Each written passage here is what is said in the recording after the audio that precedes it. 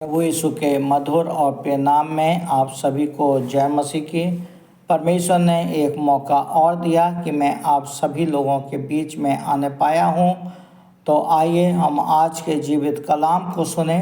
उससे पहले हम प्रार्थना में जाएं, अपनी आँखों को बंद करें, अपने आप को प्रभु के हाथों में समर्पित करें और होने दें कि आज के वचन के द्वारा प्रभु हम में से हर एक से बातें करने पाएँ। आइए हम प्रार्थना करें। राजाओं के राजा, प्रभुओं के प्रभु, हम आपका धन्यवाद देते हैं सुंदर समय के लिए जो प्रभु आपने दिया है कि हम आज के जीवित कलाम को सुनने के लिए यहाँ उपस्थित हो सकें। जितने भी लोग पिता इसको सुन रहे हैं या बाद में सुनेंगे, हर एक को आप आशीषित करें। प्रभु आप हमारे बीच में उपस्थित हो, पवित्र आत्मा की सामर्थ हमारे बीच में उपस्थित हो, पवित्र आत्मा हमारे बीच में काम करने पाए। हम आपसे ऐसी प्रार्थना करते हैं। प्रार्थना सुनने के लिए धन्यवाद देते हैं। प्रार्थना प्रभु यीशु के नाम से मांगते, सुने और ग्रहण करें। आमीन। आइए हम जल्दी से आज के वचन को देखें। आज का वचन हम में से हर एक के लिए एक आशीष का कारण है। प्रभु ने आज जो वचन मुझे दिया है, जो मैं आप लोगों के बीच में लेकर आया हूँ, वो मिलता है नीति वचन उसका 6 अध्याय और 9 पद।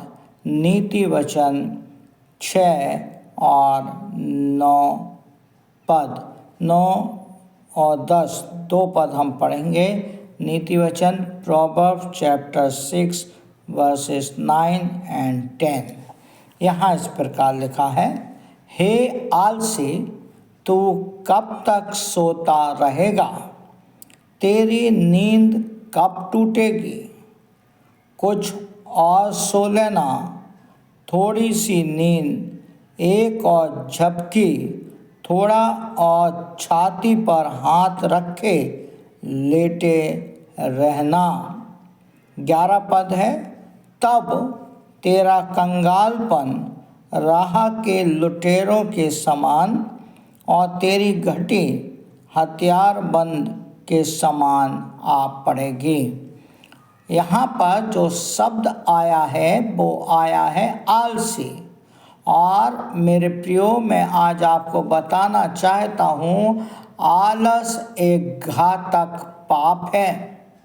नीति वचन जब हम पढ़ते हैं तो नीति वचन विशेष रूप से आलस के विरुद्ध, बुद्धि की बातों से और आलसी व्यक्ति के विरुद्ध चेतावनी से भरा पड़ा है।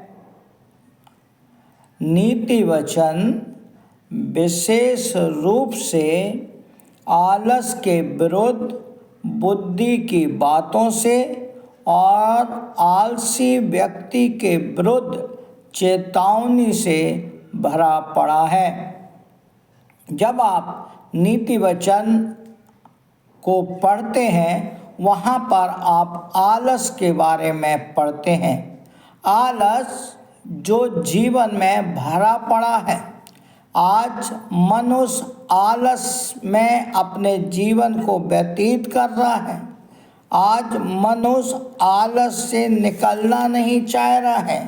आज मनुष्य अपने काम को छोड़कर वो सिर्फ आलस, आलस और आलस में पड़ा रहता है। मेरे प्रियो, मैं आपको बताना चाहता हूँ कि आलस जीवन में निराशा को लेकर आता है। आलस परमेश्वर के कार्यों में विविधता को लाता है। आलस परमेश्वर से दूरियों को लाता है। और मेरे प्रियो, आलस मसीहत में एक आलसी जीवन के लिए कोई स्थान नहीं है। याद रखिए, जो आपको बताया जा रहा है उसको आपको समझना है। हम प्रभु के लोग हैं, हमें कुछ बातों को समझने की ज़रूरत है। उस बातों को हम ना तो समझते हैं और ना उसके ऊपर हम ध्यान देते हैं। आलस परिवार में डिस्टरबेंस को लाता है। आलस पढ़ाई में निराशा को लेकर आता है। आलस आपके काम को करने में दूरियां लाता है। बाइबल में से कुछ वर्ष को हम पढ़ेंगे जो आपके और हमारे काम के लिए है। कृपया ध्यान दीजिएगा। नीति वचन उसका 21 अध्याय और 25 पद यहाँ पर लिखा हुआ है। नीति वचन 21 अध्याय और 25 पद यहाँ पर लिखा हुआ है। आलसी अपनी लालसा ही में मर जाता है, क्योंकि उसके हाथ काम करने से इनकार करते हैं। लालसा में पड़ा रहता है। लालसा, छोटा काम नहीं करना है। जब तक बड़ा काम नहीं मिलेगा तब तक हम काम नहीं करेंगे। और एक समय ऐसा आता है कि वो इतना आलस में भर जाता है कि वो बैठे बैठे खाने की सोचता है। और जब बैठे बैठे खाने की सोचता है तब क्या होता है, उसके हाथ काम करने से इनकार करते हैं।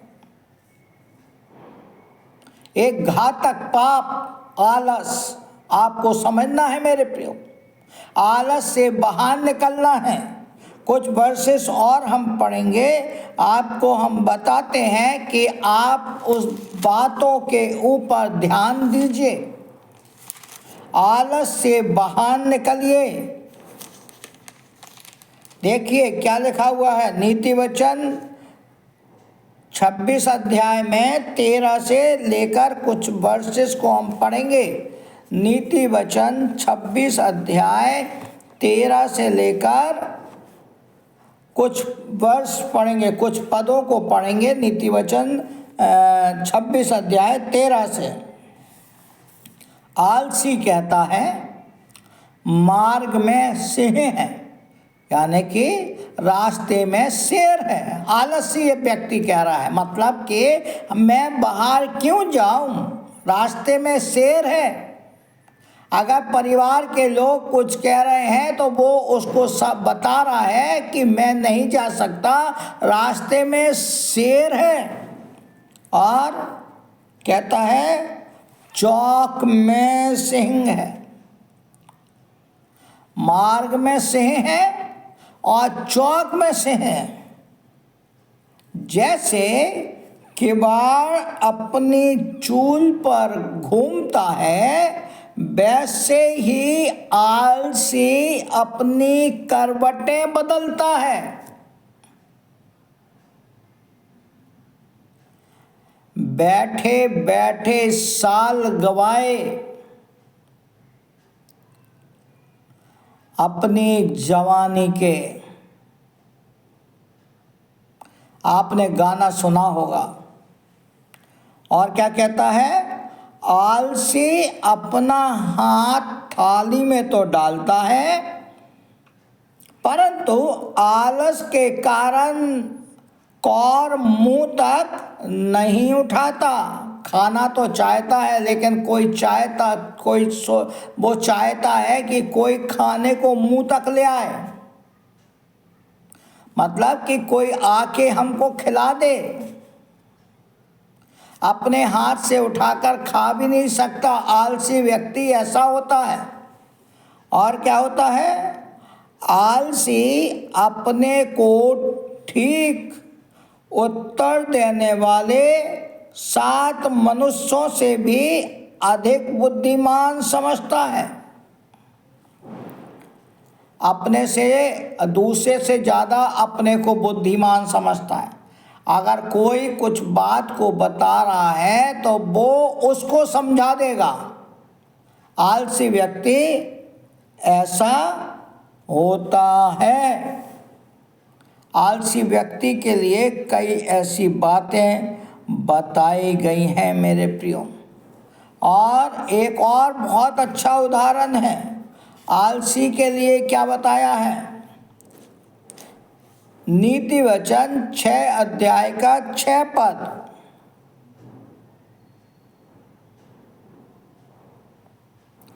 लिखा है, हे आलसी चींटियों के पास जा।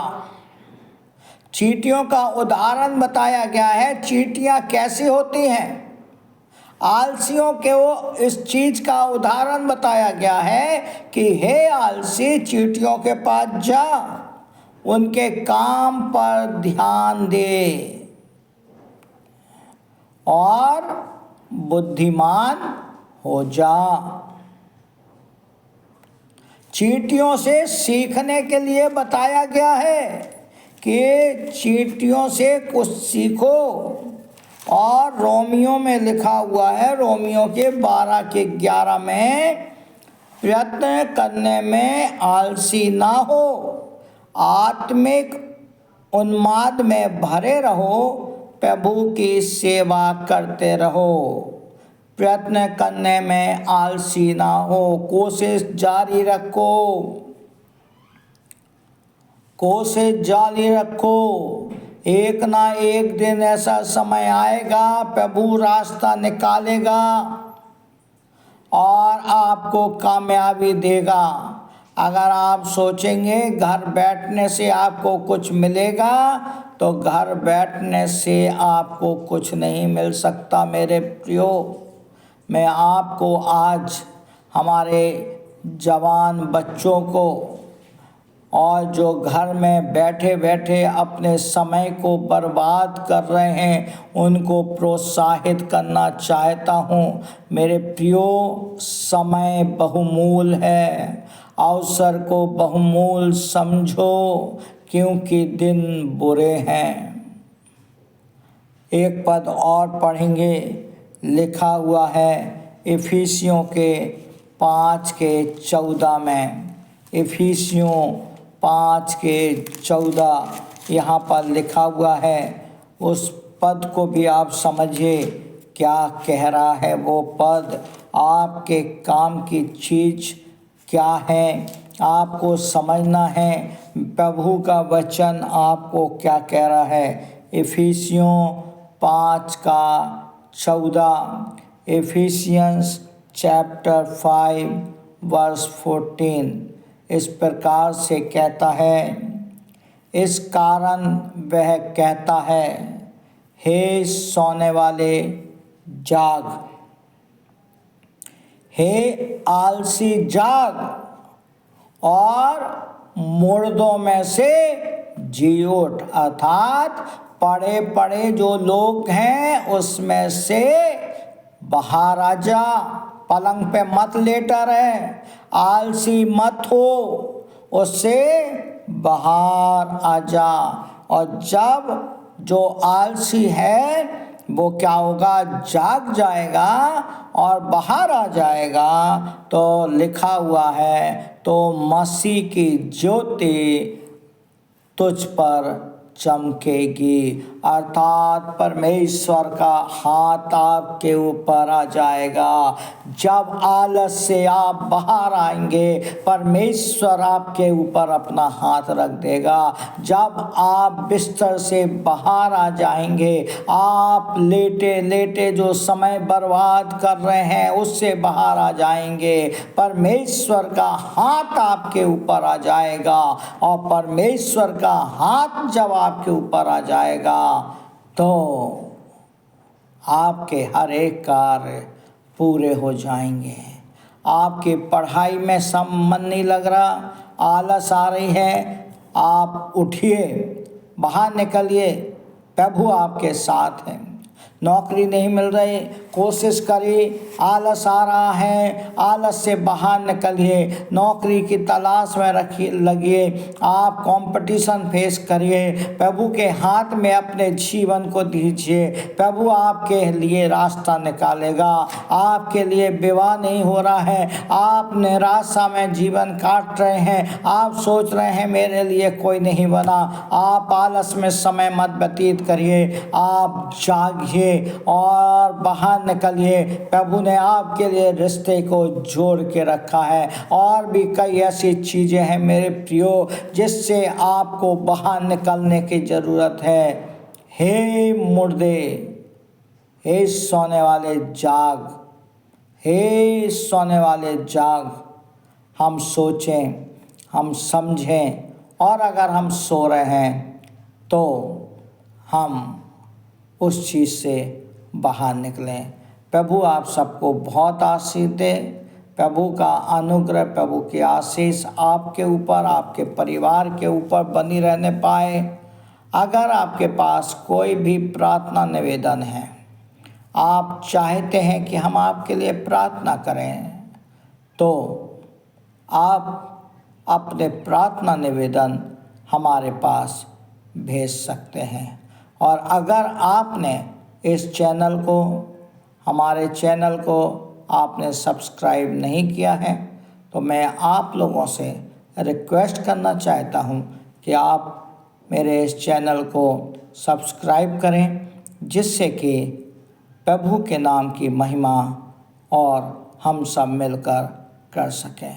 प्रभु आप सबको बहुत आशीष दे। आइए हम प्रार्थना करें। सारी आशीषों के देने हारे हमारे स्वर्गीय पिता परमेश्वर, राजाओं के राजा, प्रभुओं के प्रभु, इस वचन को हम आपके हाथों में देते हैं। जो भी इस वचन को सुन रहा है प्रभु, आप सबको आशीषित करें। हम आपसे प्रार्थना करते हैं प्रभु, आपका अनुग्रह, आपकी आशीष एक एक जन के ऊपर बनी रहे। अगर कोई दुख में है, तकलीफ़ में है, बीमारी में है, परेशानी में है प्रभु, उन सबको आपके हाथों में देते हैं। चाहे किसी भी प्रकार की बीमारी हो, डायबिटिक है, बीपी है, शुगर है, अस्थमा है, कैंसर है, कार्डियक प्रॉब्लम है, और थायराइड है,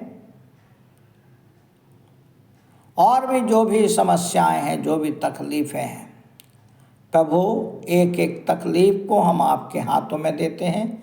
जिनके नाम हम ले पाए या नहीं ले पाए प्रभु, हम आपसे प्रार्थना करते हैं, आप उन्हें छुएं और चंगाई दें। पवित्र आत्मा उनके जीवन में काम करें। हम आपसे प्रार्थना करते हैं पवित्र आत्मा, अगर कोई ऐसे परिवार हैं जिनके बीच में आपस में अनबन है, जिनके बीच में आपस में बन नहीं रही हैं, दुखी हैं, निराशा में अपने समय को काट रहे हैं, प्रभु जी हम आपसे प्रार्थना करते हैं, आप उनके जीवन में काम करें, उनके जीवन में भी आप काम करें। और पिता, हर एक बात में आपके नाम को महिमा मिलने पाए। प्रभु जी, आपने हमारी प्रार्थना को सुना, हम धन्यवाद देते हैं। हर एक जन को जिन्होंने इस वचन को सुना है या बाद में इसको सुनेंगे, सबों को हम प्रभु आपके हाथों में देते हैं और यही प्रार्थना करते हैं, आप हर एक को आशीषित करें। और अगर किसी की कोई भी प्रार्थना निवेदन है, वो प्रभु जी आप सुने और हाँ और आमीन में उत्तर दें। प्रार्थना को सुनने के लिए हम धन्यवाद देते हैं। प्रार्थना प्रभु यीशु के नाम से मांगते हैं, सुने और ग्रहण करें। आमीन, आमीन, आमीन। आप सभी को जय मसीह की। प्रभु आप सबको बहुत आशीष दे। और अगर आपके पास कोई भी प्रार्थना निवेदन है, आप हमें भेज सकते हैं और निश्चय जानिए कि प्रभु आपकी प्रार्थनाओं को सुनेगा और हाँ और आमीन में उत्तर अवश्य देगा। आपको जय मसीह की।